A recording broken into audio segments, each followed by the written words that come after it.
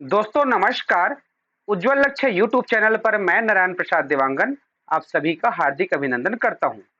आज के इस वीडियो क्लास में जो है हम इस प्रश्नों को हल करने वाले हैं और इसे भेजा है हमारे एक खास स्टूडेंट उपेंद्र कुमार बढ़िया ने।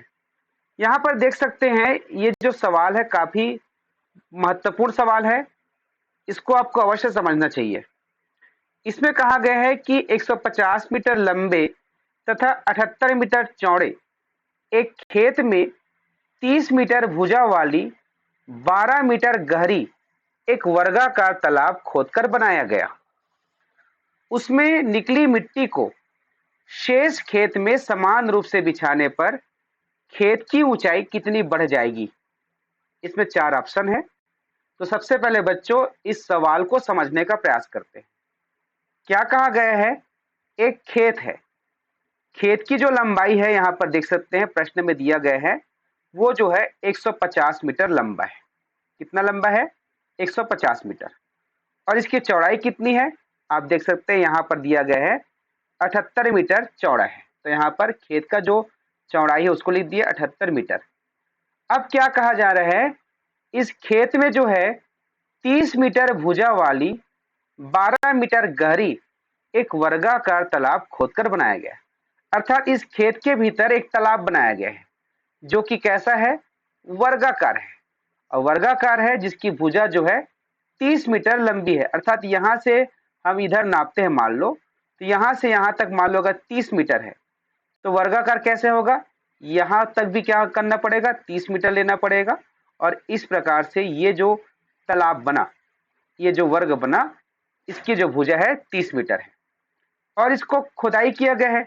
तो खुदाई किया गया है तो इसकी जो गहराई है वो है 12 मीटर, जैसा कि प्रश्न में दिया गया है। अब जब इसको खुदाई किया गया है तो इसमें से मिट्टी निकला होगा, है ना भाई? जरूर मिट्टी निकलेगा जब खुदाई करेंगे तो उस मिट्टी को इधर उधर फेंकने के बजाय उन्होंने क्या किया, जो बाकी हिस्सा है खेत का उसमें उस मिट्टी को बिछा दिया। क्लियर है? इसमें सारे जगह पर मिट्टी को बिछा दिया, सब तरफ बराबर बराबर बिछा दिया, कहीं पर ऊपर कहीं पर नीचे नहीं, सब तरफ बराबर बिछा दिया।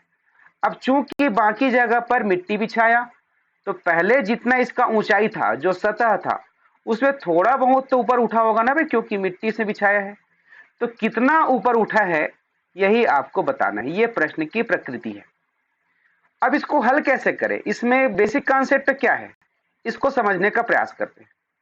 देखिए, जो गड्ढे से खुदाई करके मिट्टी निकाला गया वो मिट्टी कितना सारा होगा पहले आपको समझना होगा।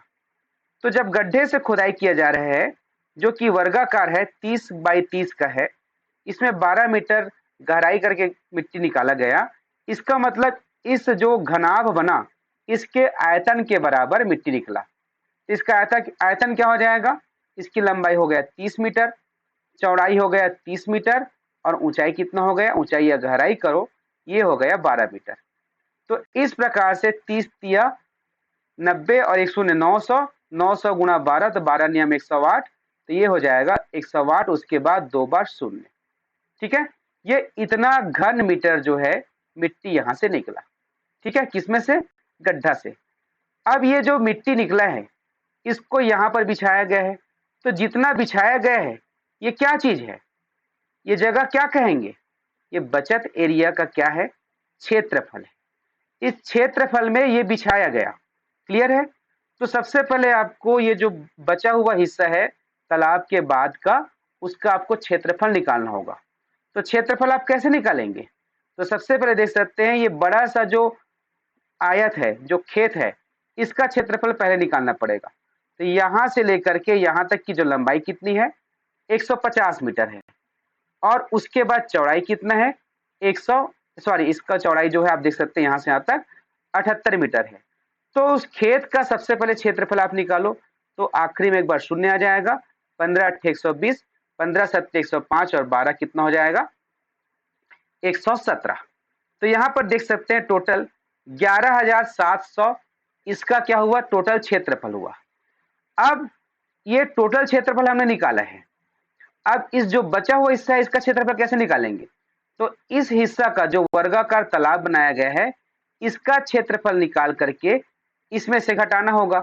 इसका क्षेत्रफल कितना हो जाएगा, 30 गुणा 30 बराबर 900 हो जाएगा। तो हम इसमें से 900 को क्या करेंगे, घटाएंगे। घटाएंगे तो यहाँ पर 0 0 और ये 8, ये 0, ये 10। तो यहाँ पर देख सकते हैं 10,800 वर्ग मीटर। वर्ग मीटर क्या निकला, इसका क्षेत्रफल निकला। किसका, ये जो बचत हिस्सा है। अब हम जानते हैं कि कोई भी आयत है ना, उसके क्षेत्रफल में अगर ऊंचाई आ गया तो ऊंचाई को जब गुणा कर देंगे क्षेत्रफल में तो हमें उसका आयतन प्राप्त हो जाता है। अब इसमें जो ऊंचाई बढ़ा है यहां से यहां तक, तो इस क्षेत्रफल से ऊंचाई बढ़ा है ना भाई। तो जितना ऊंचाई बढ़ा है वही इसका आयतन है। तो आयतन किसके बराबर है, जो मिट्टी खोद कर निकाला गया है उसी के बराबर है। अर्थात ये 100 सॉरी इतना जो आया है, कितना, ये लंबाई गुणा चौड़ाई है, क्षेत्रफल है अर्थात। ठीक है, इसको जब हम ऊंचाई से गुणा करेंगे तो ये जितना मिट्टी निकाला गया था उसके बराबर इसका मान आएगा। मिट्टी कितना निकाला गया था, 10,800 घन मीटर। तो इस जगह आ जाएगा 10,800 घन मीटर। ये घन मीटर है, ठीक है। और ये जो 10,800 है ये वर्ग मीटर है। क्लियर है, ये वर्ग मीटर है। अब यहाँ पर हमको ऊंचाई पता करना है, तो ये जो h है वो बच जाएगा और 10,800 घन मीटर में ये 10,800 वर्ग मीटर को हम क्या करेंगे, भाग करेंगे, क्योंकि यहाँ पर ये गुणा में है, इधर ये भाग में हो जाएगा। अब चूंकि यहाँ पर घन है अर्थात 3 बार है, इधर वर्ग है 2 बार है, तो ये आपस में कट जाएगा और केवल एक बार मीटर बचेगा। और यहाँ पर नीचे वही संख्या है, ऊपर वही संख्या है, आपस में कट जाएगा, तो इसका मान जो है 1 मीटर बचेगा। इस प्रकार से जो मिट्टी बचा उसको जब पूरा खेत में बिछाया गया तो वो जो है खेत की ऊंचाई 1 मीटर बढ़ जाएगा। ठीक है, तो ये कॉन्सेप्ट आपको निश्चित तौर पे समझ में आया होगा। किसी भी प्रकार का डाउट होता है तो आप कमेंट अवश्य कीजिएगा। और भी कोई सवाल है तो उसको भी आप कमेंट कर सकते हैं। जुड़े रहिए उज्ज्वल लक्ष्य यूट्यूब चैनल से। नमस्कार।